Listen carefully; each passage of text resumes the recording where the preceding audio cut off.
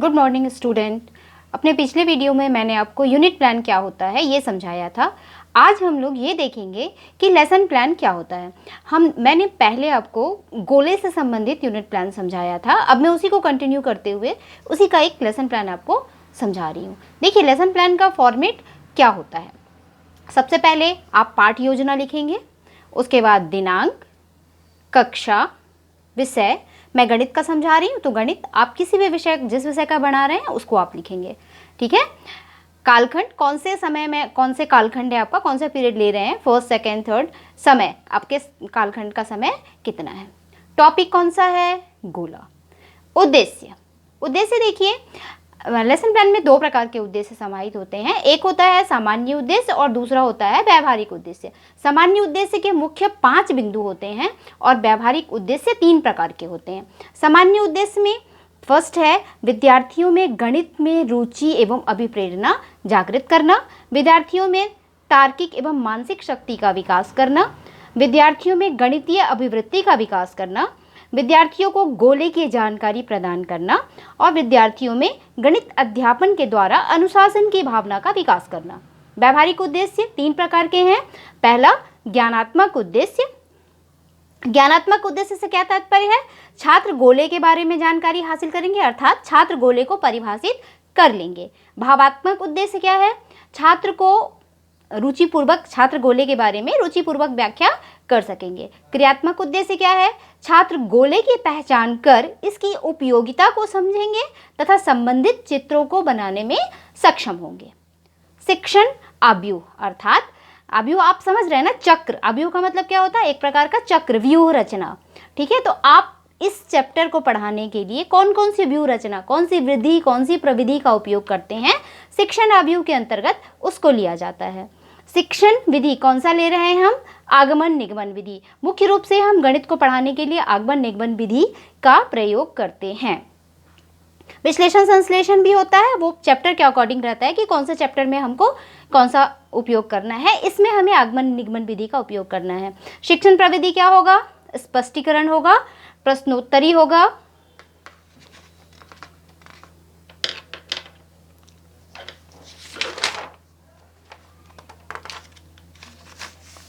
शिक्षण सूत्र। शिक्षण सूत्र स्टूडेंट, जब आप लोगों का बीएड का क्लास शुरू हुआ होगा, शुरू में हम लोग ओरिएंटेशन क्लास लगाते हैं, उसमें आपको बहुत सारी चीज़ें पढ़ाई गई होगी।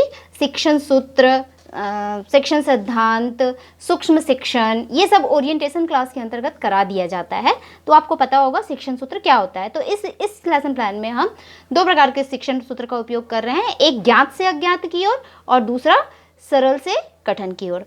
सहायक शिक्षण सामग्री क्या होता है, 2 प्रकार के होते हैं, वो भी आपको पता है, परंपरागत जो हम शुरू से यूज करते आ रहे हैं और विशिष्ट सामग्री जो स्पेसिफिक रूप से आप यूज करते हैं। तो परंपरागत में आपको पता है चौक, डस्टर, संकेतक, इंडिकेटर होता है, जानते हैं आप, और एक रोलिंग वाला ब्लैक बोर्ड होता है, वो भी आप जानते हैं।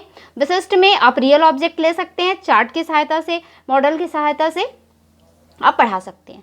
फिर नेक्स्ट पॉइंट आता है आपका पूर्व ज्ञान।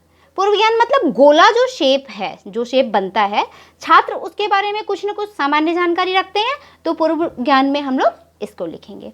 नेक्स्ट पॉइंट जो आता है और जो सबसे इंपॉर्टेंट है, ये होता है प्रस्तावना प्रश्न।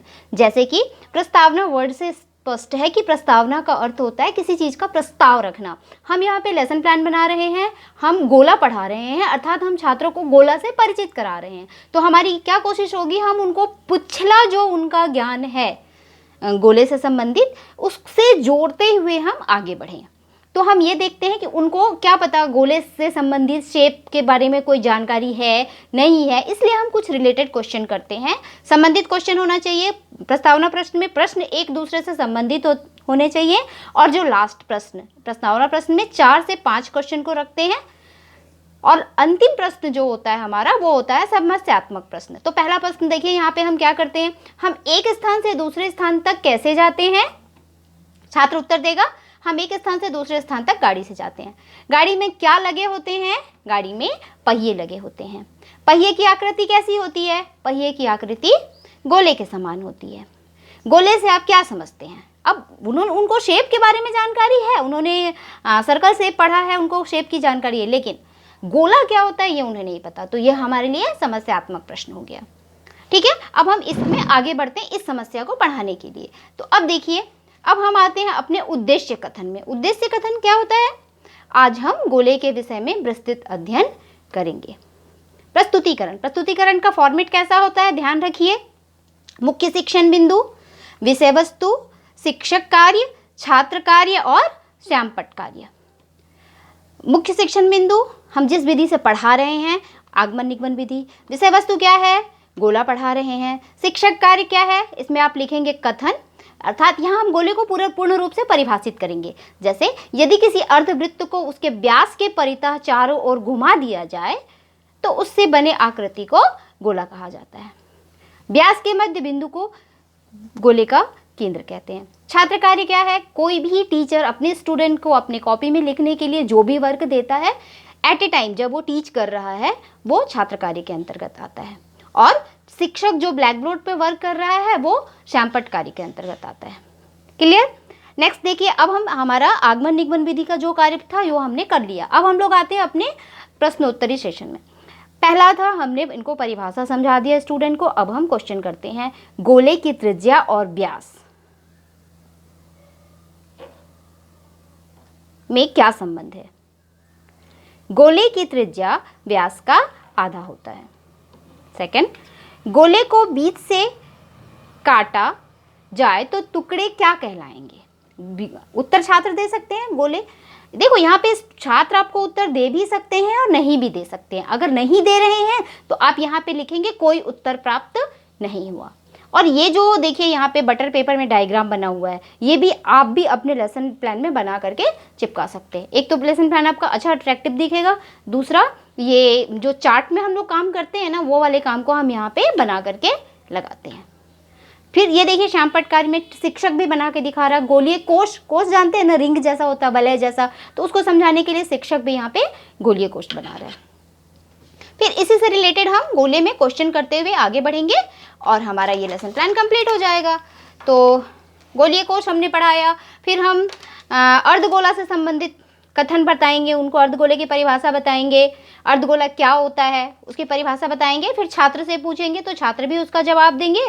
गोले के केंद्र से गुजरने वाला कोई समतल गोले को दो समान भाग में विभाजित करता है, वह क्या कहलाता है? अर्धगोला कहलाता है। फिर छात्र इसको नोट भी करेंगे और इसका परिभाषा भी हमको बताएंगे। फिर आप ब्लैक बोर्ड में जो शिक्षक है वो उनको गोला बनाकर बताएगा। फिर अर्धगोले से संबंधित सूत्र आप साफ बताएंगे कि अर्धगोले का पृष्ठ क्या होता है, उसका संपूर्ण पृष्ठ क्या होता है, अर्धगोले का आयतन क्या होता है।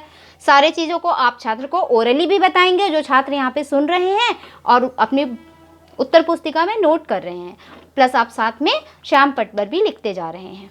ठीक है, फिर नेक्स्ट आइए प्रश्नोत्तर विधि में आप अब बच्चों को पूछिए गोले का वक्र पृष्ठ क्या होता है। आपने पहले बताया है बच्चों को, अब वो आपको आंसर देंगे कि गोले का वक्र पृष्ठ क्या होता है। फिर ऐसे ही करीबन एक लेसन प्लान के अंतर्गत 8 से 9 क्वेश्चन होना चाहिए। मुझे ये समझाना था आपको, वीडियो बहुत बड़ा हो जाता, इसलिए मैं आपको छोटे फॉर्मेट में ही समझाई हूँ कि ये लेसन प्लान का फॉर्मेट होता है। ये यहाँ पे कंप्लीट हुआ। उसके बाद हम पुनरावृत्ति प्रश्न अर्थात चैप्टर को रिवीजन कराने के लिए बच्चों से कुछ क्वेश्चन करते हैं, वो होता है पुनरावृत्ति प्रश्न। जैसे कि गोले से आप क्या समझते हैं, गोले के 4 उदाहरण दीजिए, अर्धगोला क्या होता है, गोले के आयतन का सूत्र बताइए, अर्धगोले के संपूर्ण पृष्ठ को क्या कहते हैं। उसके बाद आप जो उसका समीक्षा करेंगे, उसके बाद हम लोग कक्षा कार्य, गृह कार्य दे करके अपने लेसन प्लान को एंड करेंगे। लास्ट में जो आपका लेसन प्लान अवलोकन करने वाले टीचर हैं उनका सिग्नेचर होता है और यहाँ पे जो प्रशिक्षणार्थी है अर्थात जो बनाया है उसका सिग्नेचर होता है।